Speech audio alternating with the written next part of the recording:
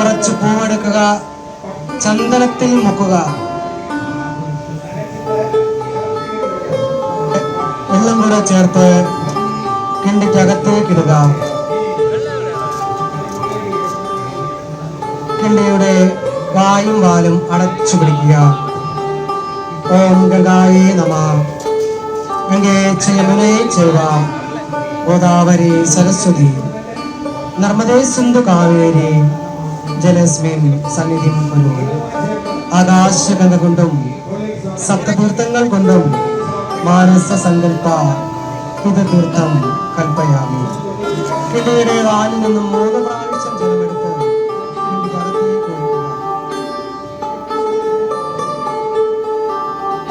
കിണ്ടി വീണ്ടും അടച്ചു പിടിക്കുക. ഇത് തീർത്ഥം കൃഷ്ണ ഭഗവാനെ മനസ്സിൽ ധ്യാനിച്ചുകൊണ്ട് ഒരു പൂവെടുത്ത് ആരാധിച്ചിട്ട് പോകുക.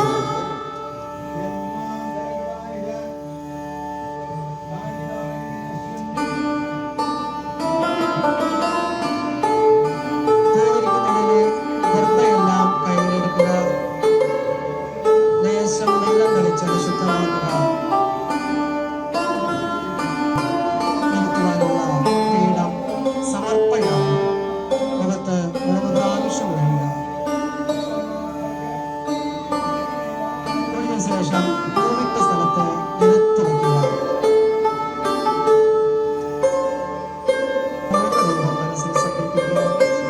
മരിച്ചാലിന്റെ നക്ഷത്രമോ തിരുവോ അറിഞ്ഞുകൂടെങ്കിൽ മഹാവിഷ്ണുവിന്റെ നക്ഷത്രമായ തിരുവോണ നക്ഷത്രം മനസ്സിൽ സങ്കല്പിക്കുക.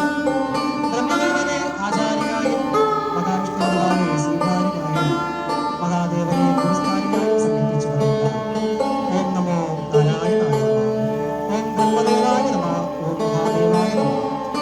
വർഷം 1201 ആണ്ട് കർക്കിടക മാസം 27-ാം തീയതി പൂയം നക്ഷത്രവും അമാവാസി തിഥിയും ചേർന്ന ശുഭദിനത്തിൽ പിതൃവിനെയും കുടുംബവശാൽ മരണപ്പെട്ട സകല പിതൃക്കളെയും ജ്ഞാത അജ്ഞാത അഗ്നിശോധാദി പിതൃക്കളെയും ശംഖുമുഖം ക്ഷേത്ര ആറാട്ടുപടവിലേക്ക് ആവാഹിക്കുന്നു. മുഖത്ത് 3 പ്രാവശ്യം ഒഴിയുക.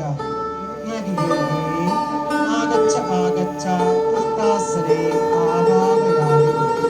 ആ പീഠത്തിലേക്ക് സമർപ്പിക്കുക. ബാക്കിയുള്ള ചോറെടുക്കുക. എള്ളും പഴവും എല്ലാം കൂട്ടി നന്നായി ഉരുട്ടിയെടുക്കുക.